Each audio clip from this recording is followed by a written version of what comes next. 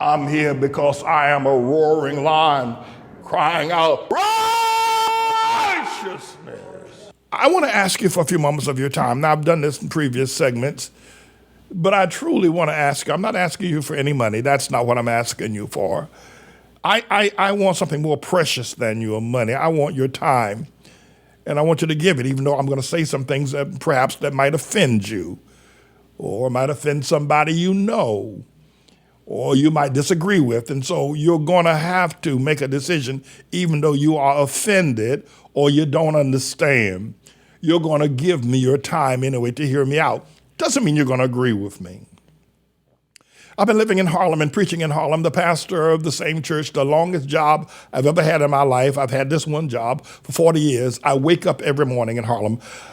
I'm an ex-convict. I was convicted in the state of Florida for burglary on Miami Beach, and I was sentenced 3 years in Rayford, a Union Correctional Facility prison. I was convicted here in the state of New York, out in Brooklyn, for armed robbery, and was sentenced to 10 years and spent some time up in Dannemora and Auburn and Comstock. But I have since been running for the Lord. I know what it is to be a black man or a Negro or colored.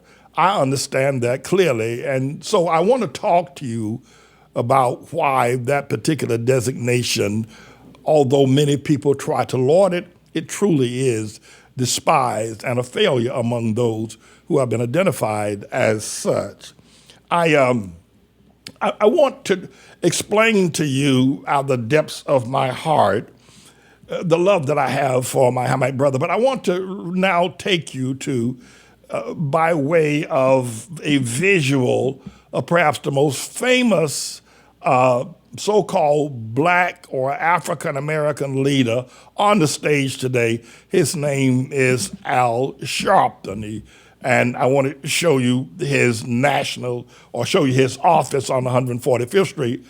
But I want the engineer to bring up the emblem that he uses for his organization that he declares is a national organization. And Mr. Engineer, if you could bring that up, I just want to go over a couple of things as I have expressed. Now, there's also some lettering that goes along with that emblem that he uses that we have gone ahead and made some statements regarding this most famous, most powerful so-called black leader in America today. But I want to talk to you why that is a misnomer. Black is loathed. The color and designation of black is loathed by black people, and it is a failure as a racial or spiritual identity. But this is right now he is the most famous. And just to give you some idea where we're going to go, remember I asked you a few moments ago for your time. I confess to you who I am and who I was when I was a black man. I confess my failures. But I put this NAN and I raised the question of what does it mean? Does it mean Negroes against Negroes? Does it mean Negroes ain't Negroes? Number 3, does it mean nothing action Negroes or nothing action network? Or does it mean nasty ass Negroes? You can obviously decide what it means on your own. But I wanted to take my first punch at this, if you will, charlatan that is misleading black people. And as a result of it, we are suffering so much failure.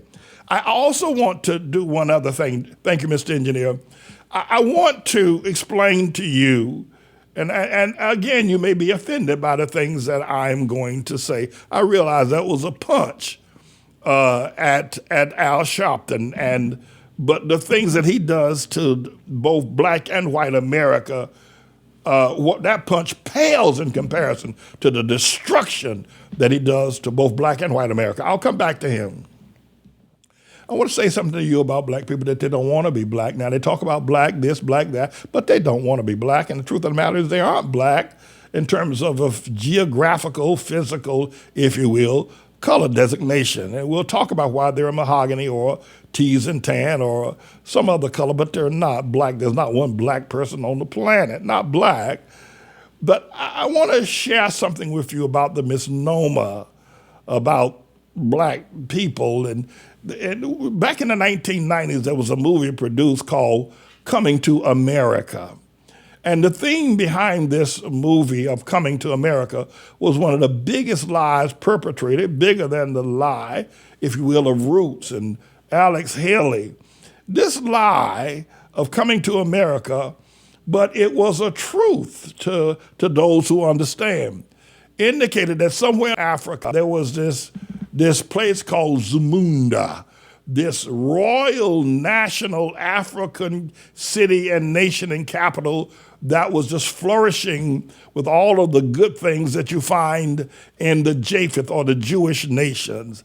And in Zamunda, this very powerful, very wealthy, very peaceful place of Africa, the young prince named Hakeem wanted a wife. And the insult that I discovered here about Hakeem is that he didn't think that any of the African women, now Zamunda was a myth, and for them to build a story, they couldn't really find a city in Africa that really is flourishing, that is powerful, that is indeed a Zamunda. There is no Zamunda on the nation in the nation of Africa, and that is clear. So they had to fix, and black people have not built one. In all the years they've walked upright on planet Earth, they have built no Zamunda. So that was a fictional farce, but we'll let that go. But what it gets worse in the Coming to America movie, Hakeem, the prince, declares that no African young woman is suitable for him. He needs to find someone not in Africa. The African women don't cut it. You may have remembered this one African king, competing king, brought his daughter who was dancing and barking like a dog. But Hakeem says these African women don't cut it. So he has to come to America. I mean, the fact that movie got away with discounting the women in Africa as not being qualified, it is par for the course the way the house Negroes now obfuscate and how they throw down on black folk by saying they're not qualified, that they don't make the cut, that they're not good enough. Are you listening to what I'm saying? That movie said that no woman in Africa was good enough. He had to come to New York to find someone, because so that's what the house Negroes do to all 30 million or 35 million black people, that they're not good enough, and to some degree they've not built anything. They've not. So Hakeem had to come to New York City to find all the women in Africa. He had to cross the pond. That's an insult. That should have never been allowed to be published as a fact. And people just laughed and laughed and laughed at it. But it's true. Africa is the lowest continent, the poorest continent, the sickest continent on the planet. So the King Jeffrey and Prince Hakeem had to come to America because there's no women in Africa. But that ain't all. I want to show you as well, black people obfuscate. They don't really like being black. They talk about it. They had a slogan back in the 70s, they're black and they're proud. But that was a lie. That was a lie from the pit of hell. But now they're trying to, more recently, over the last few years, last decade, they had this movie called Black Panther. Now, remember, I am here expressing to you, as a man who's lived the life of a black man, I wake up in Harlem to the curses and the loud music every morning. I've been doing it for 40 years. I will not leave Harlem. I live here. I live here because I love living here among the people. I told you about my youth and once I was black and crying black power, the things that I did in terms of the destructive life that I lived. But Black Panther is a ripoff. If you ask me, and I'm talking and you're listening, to me, Black Panther movie was a ripoff of Tarzan. Some of y'all too young probably to remember Tarzan, but Tarzan was this white superstar in Africa, swinging on vines and, beating up everybody and, having the power of magic and all that other kind of stuff over all the Africans. And, he was born and raised by apes and all that kind. The Black Panther, there is no black hero. This was a flat out lie. That there is no Black Panther. There is no black hero. This was a flat out lie trying to promote the fact or cover up the truth that black people ain't never done nothing like that. They've never had a hero like that. There's nowhere. Now, I do have to say some African history will give you, there were some times, of course, among the Mandingos, and some of the Zulus were able and were proud fighters, but nothing on the order of what the Black Panther movie tried to portray. And really what it was saying is that this is really a ripoff of the Tarzan movie of Africa years ago. One more and I'm going to let y'all go, and that is if you will, the Black Adam. Now the whole thing is here. Black people, because they really don't like being black, they're trying their best to say that black is beautiful because they want everything. They want Black Panther. Now they've tried to change, and what they've done, they blaspheme against the Bible. They got one out there now called Black Adam. You remember Adam of the Bible? You remember him? Well, now they're saying this Adam, the Adam of the Bible, it goes back and forth between, heaven and earth, and the same as Africa. Black Panther went forth between America and Africa.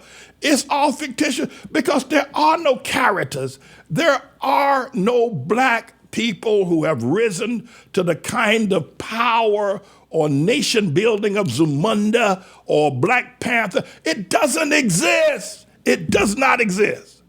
So what the studios have done is that they've realized that to get young people back into the theaters again, is come up with all these black movies, making these fictitious black heroes. But go you one better. They also want to paint, because black people really don't like being black. They don't. Now, I'm going to tell you, I've been black in that regard. I've been all my life. Now, they're Hamites, and I'll get to that.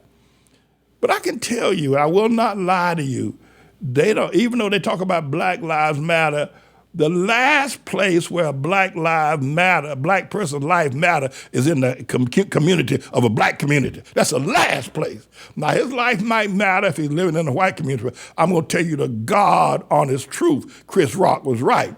The last place that a black person, man, woman, a child, the last place that a black person's life matters is in the black community. That's the last place. Because black folk don't like being black. There's this self-loathing. Now, I have the answer, and I don't know whether you're going to listen to me any further. I told you when I first drove up that you're probably going to be offended by some of the things I said. I told you that, and I want you to understand that even if you are offended, don't leave yet. Just let me keep on offending you, but you don't have to agree with me. But at least you can be informed. There's somebody out there that's telling the truth or telling an untruth, whether your decision about black people, and you might need to listen to him. But if you don't want to listen to him, then we need to listen to what the people in the movie theaters are doing. Is because black people don't have no heroes. They're making the Black Panther a Tarzan and making the Black Adam whatever it is, because black people really don't have no major heroes. Now, I'm not to say that the Zulus did not find some valiant fighters, or the Mandingos as well, but in truth, there are no larger than life black heroes. So you got Black Panther, which is a ripoff of Tarzan. I've repeated that now, and you know that. And then you got this new movie called Black, if you will, Adam, which is a ripoff of and blasphemy against the Bible. Here, I need to tell you this as well, is that the movie industry is looking to make money off of this, and they realize that a whole lot of these young people are Xbox, black people are Xbox, so all of this fictional kind of flying through the air stuff attracts them into the movies. They're making money. They're selling you a bunch of lies and then the rap artists as well. But the black man he is the lowest on the totem pole. Now I'm going to arrive at a point someplace in this discussion where I'm going to tell you that God has chosen him and that God's going to raise him up and that God is Son Almighty, a mouthful of blessings to him. I'm going to tell you that. But right now, across the planet, he's the lowest on the totem pole. He has no Zamundas. I mean, even in Vietnam, they got Ho Chi Minh City. I mean, don't go to Qatar or Dubai or Paris or London or to Brighton. Don't go to New York. But the black man he doesn't have that, and he's never built anything. Now, I don't say that because I'm full of hate or that I am trying to discourage anyone from or trying to destroy. I think is the word, not discover, but destroy. I don't say it for those reasons. I say it because the answer and the fact that he's now being called by God to stand in a large place, to actually have a Zamunda. He can actually have a Zamunda right here in Harlem, is what God is calling. But we have to realize that after 400 years here in America, Mr. Engineer, we have a piece that was done by Brother Holnaker and Captain David Lewis. And I want you to bring up the images. I want to just point up something. And again, you may be terribly offended by what I'm saying. And you may try to counter with, yes, the black man have. Haven't you heard about Dr. Hale and open heart surgery? Haven't you heard about Madam J.C. Walker and on and on and on and on? But listen, we've been here in America as black men in America for 400 years. These photos were taken last summer. These photos were taken after the 8-year presidency of Barack Obama. These are black people in Harlem. After 400 years, these are black people in Harlem, in America's flagship city for black. These are photos of that's me and my wife and my marble pulpit church praying for this atrocity after 400 years in New York City. Look at that. After having a first black president, look at that. Look at that. Look at it. Look at and I'm going to get to the house Negroes that is, if you will, sanction this. But after 400 years, after having the first black president, after having 2 black mayors in New York City, this is what the black man has come to. This should not be, you say, Pastor Man, that's just a small segment of society. It's a relevant segment of society. And you need to stop wiping these people off as being a small segment of society. But that's what we've come to. 400 years. 400 years. I want you to show you something. Look at these 2 men. This is last summer. Look at this. After a first black president. Look at this. Look at this. I am expressing here is my deep love and my passion. The truth is, after 400 years, and that God sent me to deliver, is that we are now in worse position than we were when we were slaves. That's the truth being told. And the issue is, as well, is that we have expected the government. Well, we have a government of house Negroes now, maybe about 300 or so house Negroes that manage the other 30 to 35 million Negroes. And some of them are middle class, some of them have a decent job, some of them have worked for the government, the transit authority, the post office, and they've got an income and a retirement and a health benefit program. But a whole lot, nearly 60% of black people in America are at the poverty level. And I want to try to explain something that's probably a new concept, so it might be difficult for you to really and fully, completely understand. But 150 years after slavery and the 400 years of black folk being in America, there's a government system of government of black people in managing their misery called the house Negro. Now listen to me very carefully. I told you may be offended by some of the things I've said.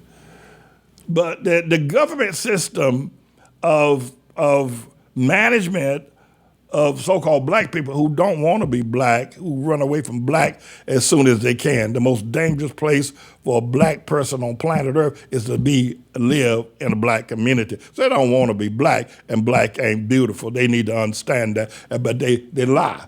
And so they get these 300 or so house Negroes to manage the rest of us. And that got some pictures of them up on the screen. But at present, we got maybe 30, 35 million black folk that, and all these are house Negroes. There's a whole lot more of them. The breakdown, if you will, Mr. Engineer, leave it just like that's good. The breakdown, no, I'm good. The breakdown is this, is that there are approximately 100 house Negroes. Now you got over 30 million black people or Africans or colors. Now they're Hamites. That's the name that God has given them, and that's the name that they have roundly rejected. But they're Hamites. They're not black, they're not Negro, and they're not African American. They're Hamites. But listen to this government. Listen to how black people are governed. There's the American government and the Constitution of America, and then there is the black governance program called the House Negro. And there are approximately 300 house Negroes in all of America, and of the 30, 35 million so-called black people. Now they're Hamites. They are governed by some minute number of house Negroes, and approximately 100 house Negroes are in politics, whether it be the mayor of San Francisco or the mayor of Los Angeles, mayor of Houston, mayor of New York, mayor of Atlanta. Or maybe they're in Congress, maybe right now you got 2 house Negroes in Senate. You got one on the Republican side, you got the other on the Democrat side, these house Negroes, right? When you see that shiny object, well, we go, look, we got a black man, woo! They're just house Negroes. They're just glorified house Negroes, a shiny object to make you think that somehow life is better. But I just showed you men are still sleeping on the street. In modern day America, the year 2022, you got men by the thousands sleeping in the street and women and children by the thousands in shelters in New York City. But they're managed so the whole thing is, ooh, look how we got black president. Ooh, we got black Ketanji Brown Jackson judge. Ooh, but they're just house Negroes. They're here to manage the madness. They're not here to uplift. They're here to manage. And then, of course, you got another 100 house Negroes in entertainment and sports, I suppose. You would have 100 in sports. You got a lot of house Negroes can play sport. They can run. They can spear chuck. Now, I know y'all don't like that, but that's what they do. They can spear chuck. They can shoot a 3-pointer. They can throw that football. They can spear chuck. They're good at sports. And so you got 100 or so, and they're living, in a $34 million house like LeBron James. Got a $34 million house out in Beverly Hills, a $20 million house in Brentwood. They're spear chuckers. But they're also house Negroes. And then you got 100 or so house Negroes in entertainment. People like Jay-Z, he and Beyonce, living in an $88 million house in Bel Air. So even though you have these men sleeping on the street, I showed you a few moments ago, and the shelters are running over, the prisons are brimming at being fulfilled. After 400 years, black people don't have a zamunda. And the black woman is put down by the black man who flies to America to find his bride. And that's in modern day America after 400 years, after the management of these 300 or so house Negroes. And these 300 house Negroes, people look up, tell them, oh, Lord, look at that. Oh, there's Don Lemon. Oh, we must be doing good. Oh, look at that. Oh, my goodness. We got black people. They got a black man on television. Look at that black man doing the, oh, got a black woman judge. They're just house Negroes. They're just house Negroes. While the rest live at the bottom of the world. People in Cambodia, every place else, you don't see this kind of madness of way black folk are living. Mr. Engineer, bring up a short scene of these 2 men out in the street, lost as they can possibly be. But they for the black man. That's the black man. Yeah. And Obama, they president. That's Obama, they president. They wouldn't walk across the street and shake Pastor Manning's hand. These 2 black men, Obama, their president. This was taken last summer, my friends, in modern day America. Thank you, Mr. Engineer. I want to state, and I thank you that you've been so generous with your time so far. The ultimate house Negro, of course, is Al Sharpton. We showed you his, if you will, his nothing action network. He's the ultimate. But I want to just close with this. There is an answer, and God is center. You're not going to see, first of all, we got to acknowledge Genesis chapter 9, verse 19 through 29, where God pronounced and said that we were going to be slaves here in America. God said it. It may not be popular, it may not, but you'll never hear a preacher except for me say it. We got to acknowledge it. You cannot run away from the prophecy of God. And so as a result of it, we're doing worse than we've ever done in America. And they keep putting these shiny objects up there, these house Negroes, to make the world think that somehow or another life of black people is better. That's the first thing. So we got to acknowledge Genesis. We got to embrace it and say we were here as slaves because God sent us here. And then we have to, maybe prior to that, recognize the Gospel of John, chapter 8, verse 32, where it says, ye shall know the truth, and the truth shall make you free. And the truth is, we don't have any black heroes. The truth is, we don't. Our black hero was Tarzan, and so the Black Panther is a ripoff. We don't have any Zamundas. We don't have any Zamundas. We don't have any beautiful, beautiful African cities flourishing. We don't have one nowhere on the continent of Africa. We don't have one. We don't have no Zamundas. We had to lie and say we got a Zamunda, but we don't have one. Now, I'm not saying it because I'm littered with hate. I'm saying because we could have one. Hey, we could have, Harlem could be our Zamunda. But we've been sold out by the likes of Al Sharpton, David Dinkins, Charles Rangel, and a bunch of other house Negroes. And then we've been ignorantized. We've been ignorantized by the shiny object. We've been ignorantized, kept poor, stupid, and dumb, and not hearing what God's word. Our freedom does not come from the vote. Our freedom comes from the truth. Ye shall know the truth, and the truth shall make you free. Now, they don't want me talking to you. They don't want me talking to you. They don't. They don't want this truth that I speak, because and until this truth is embraced, we ain't gonna never have a Zamunda. And until this truth is, we ain't gonna never be free. The vote don't make you free. A black president doesn't make you free. You ain't free. We need the truth. And that's what I got in my mouth. I got a word in my mouth. Now, a couple of things that we need to do. One is that we need to take back Harlem and identify ourselves. Well, first of all, stop calling ourselves black. Because everybody knows that, listen, let me tell you something. Years ago, you call somebody black, that's fighting words. That's fighting words. You in school, you black so-and-so, that's fighting words. That's how we feel about being black. It's fighting words. Now they try to color it up, they try to cover it up, they try to, make it a shiny object, but it's still in the hearts of the black folk. Black folk don't want to be black. And nobody in their right mind wants to be that. And we're not black. That's fighting words. It's the truth. It's the truth.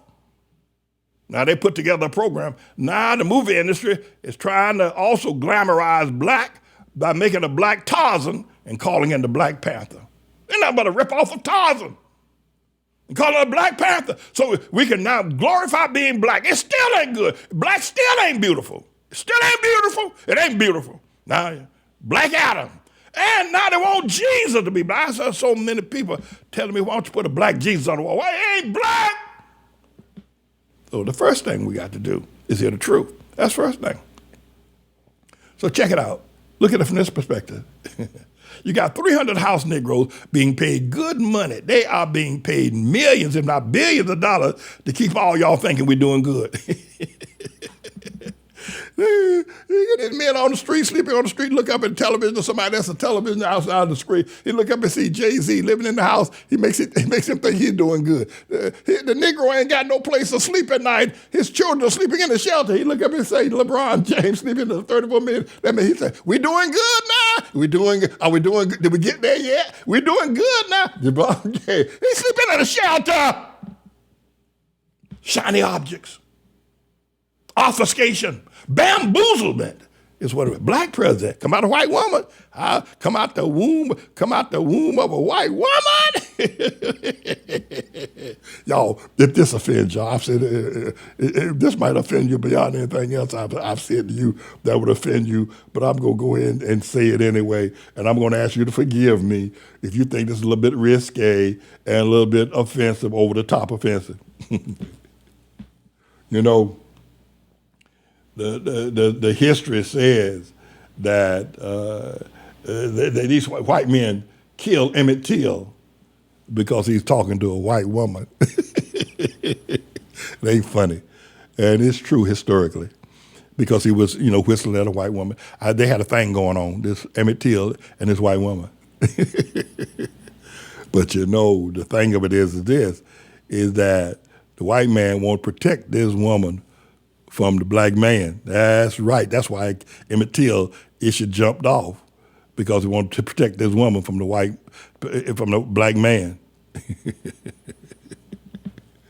And for you to say that Obama is a black man inside of a white woman means that they should have lynched Obama the moment somebody said they should have lynched Obama the moment somebody said he was in a white woman.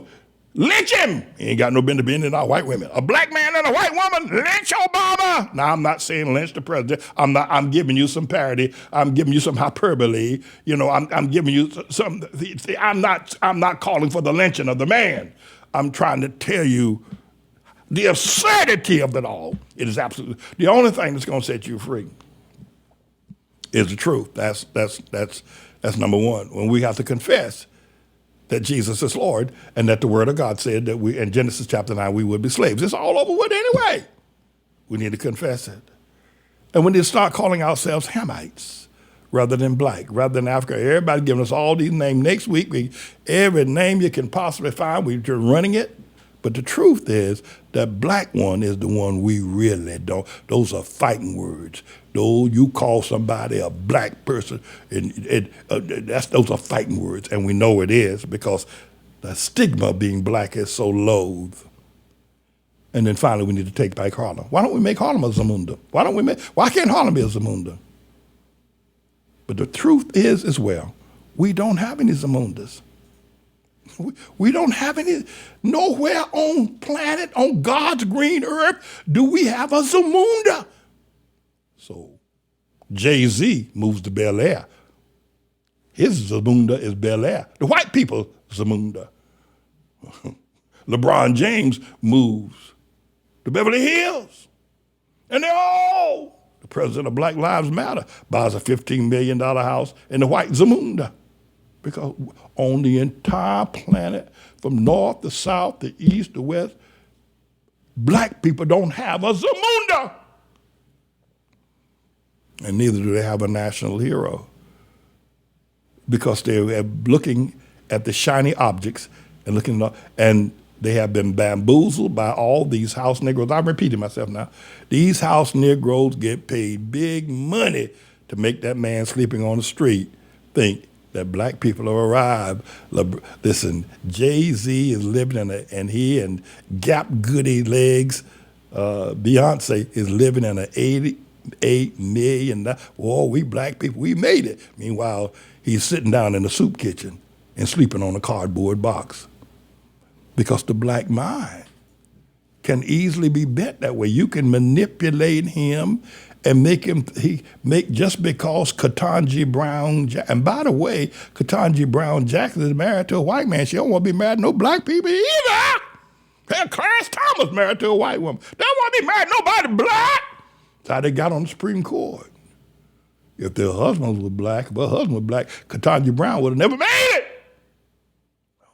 The shiny objects, the misdirection, the lies. We have no Zamunda. Yes, we have no Zamunda.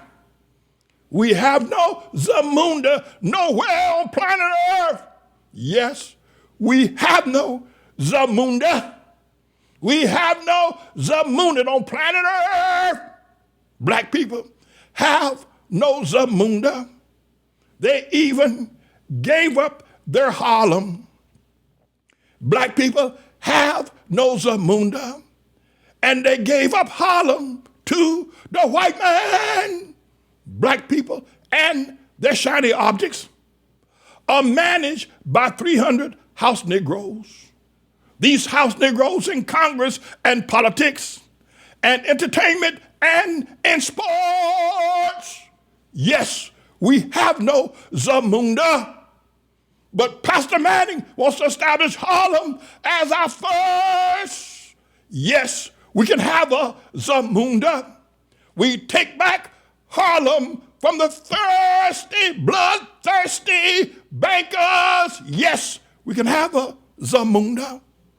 We take back Harlem from the bloodthirsty bankers. Yes, yes, we can have a Zamunda.